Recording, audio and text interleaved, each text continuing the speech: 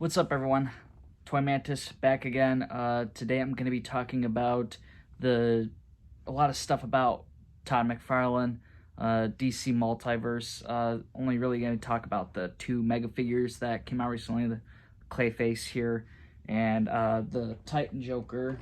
I just actually picked him up today, so excited to get this one a little bit, see how it is in comparison to the one from the DC Collectibles when they did their video game Batman Arkham figures, and they're definitely more pricey now, but they're also kind of fragile, so I just kind of want to also take a closer look at that in detail.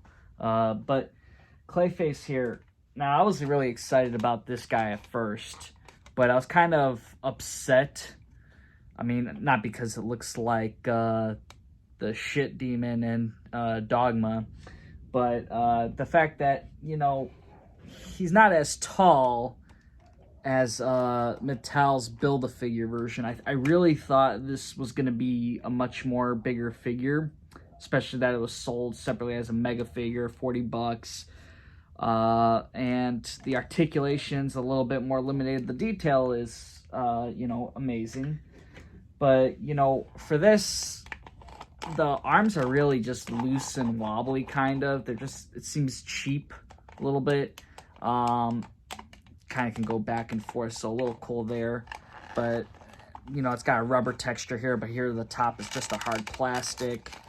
So, articulation's kind of there, but it's, kind of, very limited here. Let's see, just trying to bend the arms. This is about as much as I can bend them. And then just try to get back straight. So that seems about as far as I can go. But there's some cool hidden detail here. Like you can see there's a skull in the back where his elbow is. Some hands, you can see there's a lot of detail here. So I guess that's what mostly had to get put into the figure. But I was kind of hoping it would be a little bit more interactive. Like maybe McFarlane could have done something different that Mattel missed out on, which they originally planned was giving their Clayface a mace hand, an axe-wielding hand, just wherever clay constructs he can make, right? That was something Mattel was going to do, and then they canceled it. And that was an unfortunate thing. Everyone was kind of excited about that, but, obviously McFarlane got the license. So I was kind of hoping that when they did their Clayface, they were going to do something a little extra like that for this Clayface. But, we just get these open gripped hands. I wouldn't put it past McFarlane where he would just re-release this whole figure and then take out the hands and give an axe-wielding hand or something. I can imagine him doing that because he has been doing it. Another example from McFarlane's latest release is the corrected bloody head.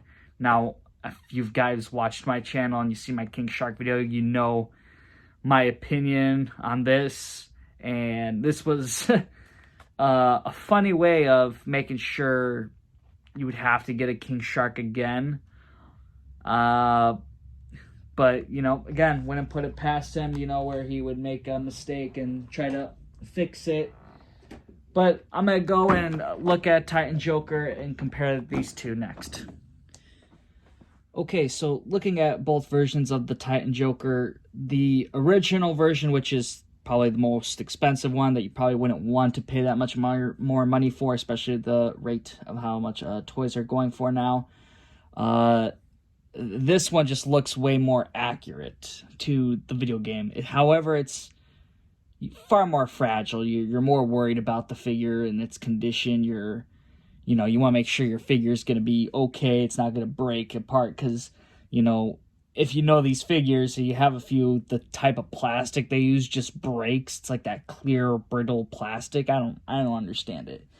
But that's what they use, and the design, though, it's more, accurate. It's bloody, it's bony, you got the boils on the arms, it's just that grimmiest look to it. It's an interesting figure, but obviously not everything's perfect, so this one is like you get more of a like a toy feel, but you can probably play around with the plastic, you can bend it more freely, you get more articulation, you can do more things. However, it looks just a little bit more silly. Like, look at the back here, like, it's all green, it's not red and bloody. Definitely not compared to how this back is. It's just, it's incomparable. You got really two total different versions of the figure. And honestly, when I got this new one, I was like, yeah, I'm gonna just sell it because I don't need two Titan Jokers. I really don't. But it's so hard to decide because, it's like you got that McFarlane one that's just like, all right, cool, you got that articulation. But there's just that lack of being accurate here. There's no stripes on the pants like this one does have. It does have like the piece of his suit tethered and ripped all around the bones. The bones are way more beautifully sculpted. The nails are more accurate. These are more shorter and just quick blood. The feet, I think is better on McFarlane. It's got a little bit more of like a disgusting look, compared to this one where it's just kind of more clean, but maybe that's more accurate. I can't be too certain. But, it's kind of a hard decision, but, it's like, well, this one's $40 and this one's like, I don't know, 100, 150, or I don't know exactly the exact rate. But, between the two, it's really kind of hard to decide.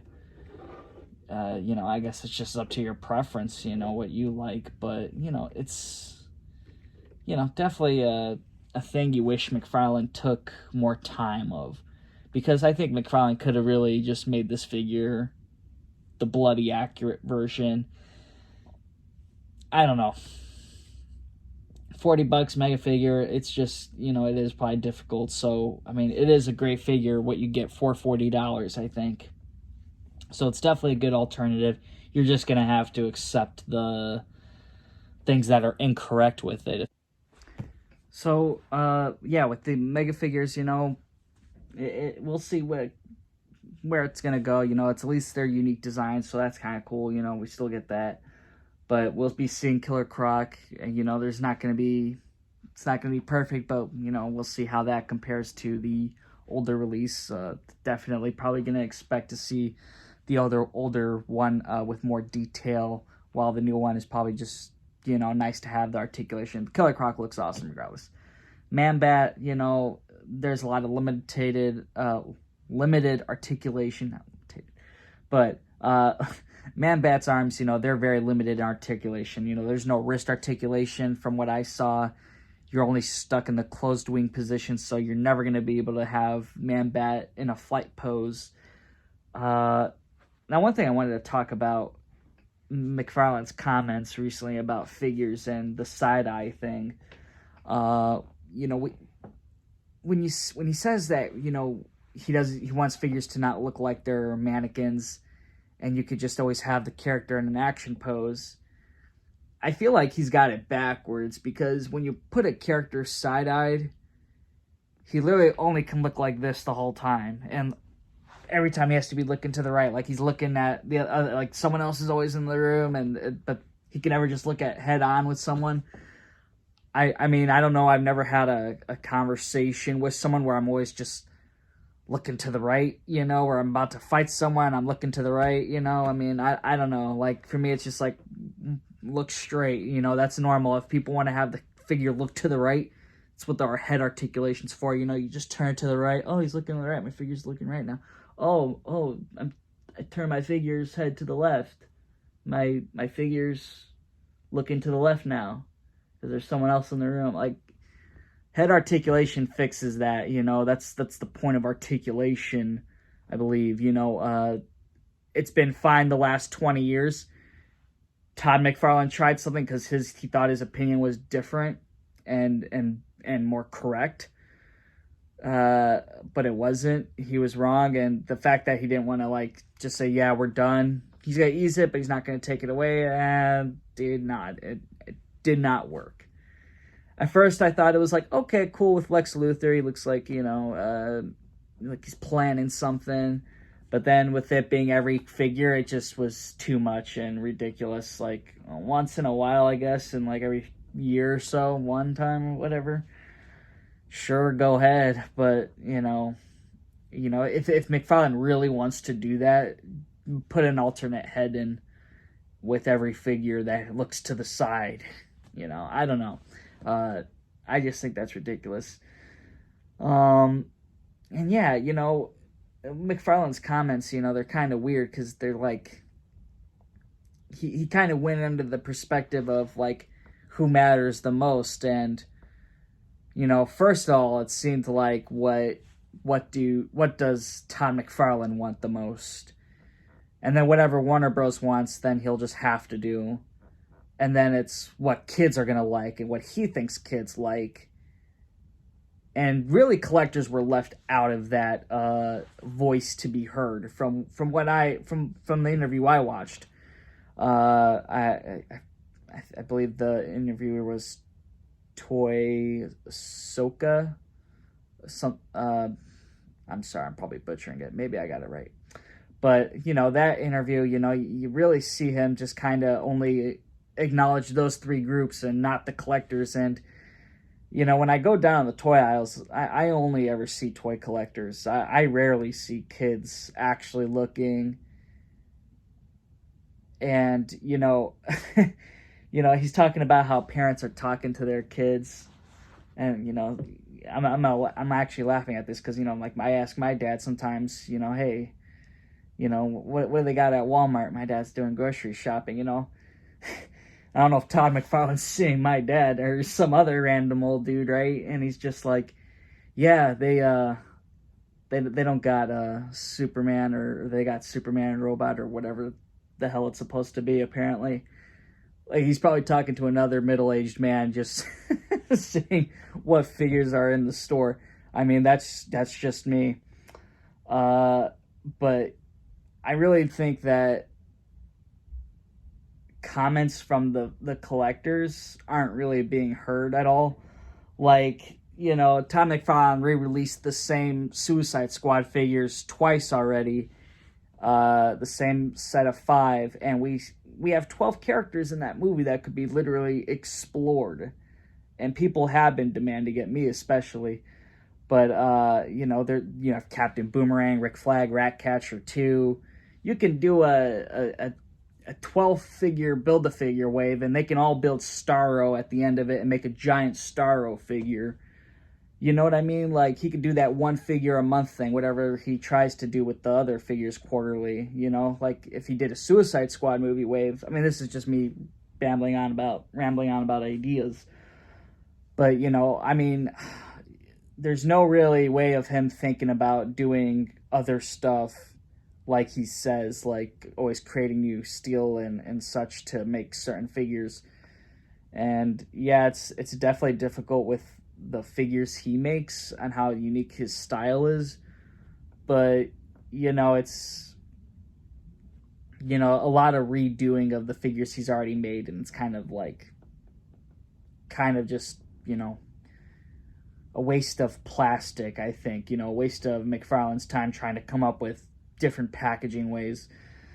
But, that's just my little criticisms on it recently of the recent news that's been going around. I haven't been able to talk about it at all the last few months, so that's just kind of my little input there. That's, hey, whatever. But anyway, I hope you guys did enjoy this video. If you did, hit that like button and subscribe if you're new to the channel. I'll see you all next time.